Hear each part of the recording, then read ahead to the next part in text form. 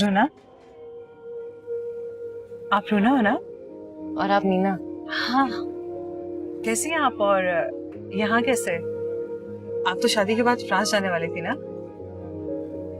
और गुररेज बता रहा था कि बाहर जाके बात करते। हाँ चले।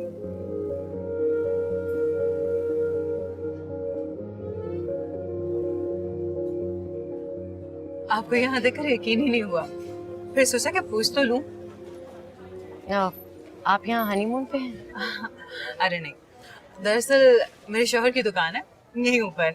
शादी के बाद अपने साथ मुझे यहीं पे ले आए थे। और आप यहाँ कैसे? क्या आप भी हनीमून? नहीं, कोई काम था। ओह अच्छा, आप तो शादी के बाद फ्रांस से जाने वाली थी?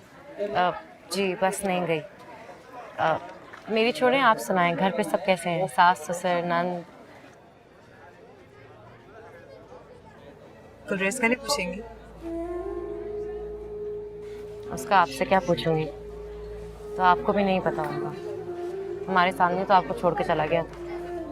नहीं, वो आया था मेरी शादी के 7वें रोज ही। गुलरेज, सच सच बताओ, तुम कहाँ चले गए थे? बताया तो था। देखो गुलरेज, बचपन से तुम्हारे चेहरे पे सच और झूठ के रंग पहचान लेती हूँ मैं। मुझे बेवकूफ बनाने की कोशिश मत करो। बरसों बाद तुम मुझसे मिले थे, और वो भी मेरी शादी के मौका पर, और अचानक रातों रात तुम कहीं गायब हो गए। कम से कम मेरी रुखसती का तो इंतजार कर लिया होता। ऐसी क्या मजबूरी थी तुम्हारी? काम की मजबूरी थी मीना। तुम अब भी सच सच नहीं बता रहे मुझे। मेरा दिल नहीं मान रहा। मेरी शादी के दिन तुम गायब हो गए। लोग तरह तरह के कयास कर रहे थे, और वो मेहमान लड़कियां बेचारी भी हैरान थी। सुबह उठते ही तुम्हें ढूंढती रही, और वो रूना बेचारी तो जाते जाते भी।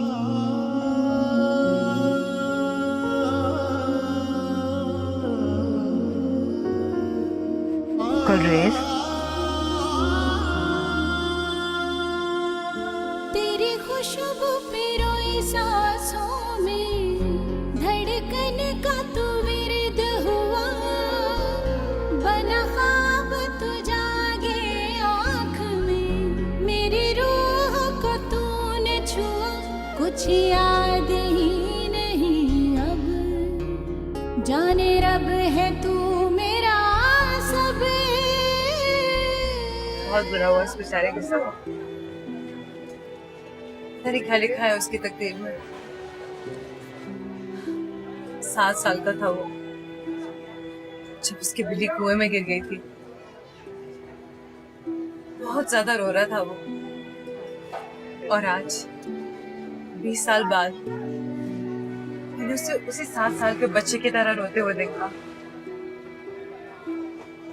छोटा था, वो हर थे उसे बनाने के, उसे बहलाने के, मगर इतना नौजवान है। सारी रात उसको तड़पता हुआ देखती रही। कब आंख लगी कुछ पता नहीं चला, लेकिन जब सुबह जैसे मेरी आंख खुली तो वो जा चुका था। रूना, अब सिस्टर कैथरीन, ये मीना है, गुलरेज की बहन।